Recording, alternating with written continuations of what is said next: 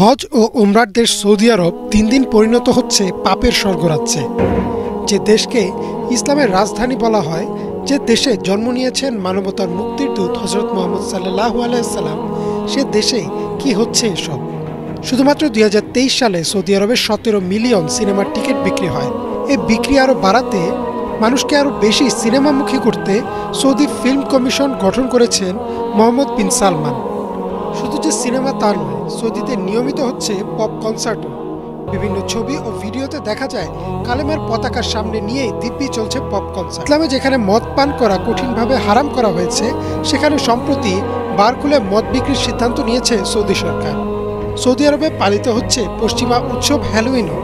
সামাজিক যোগাযোগ মাধ্যম ও বিশ্বের বিভিন্ন গণমাধ্যমে প্রকাশ পাওয়া ছবিতে দেখা যায় সেখানকার বাসিন্দারা উদ্ভট পোশাকে শয়তান বা প্রেতের সাজে রাস্তায় ঘুরে বেড়াচ্ছে আর হ্যালোউইন উৎসব পালন করছে। মুসলিম জাতির জন্য সবচেয়ে পবিত্রতম দুইটি স্থান মক্কা ও মদিনা, যে দেশে শুয়ে আছেন মহানবী সাল্লাল্লাহু আলাইহি ওয়াসাল্লাম, যে দেশের পতাকায় রয়েছে পবিত্র কালেমা, সে দেশ এখন পরিণত হয়েছে পাপের স্বর্গরাজ্যে। তবে কি এগুলোই পৃথিবী ধ্বংসের আলামত?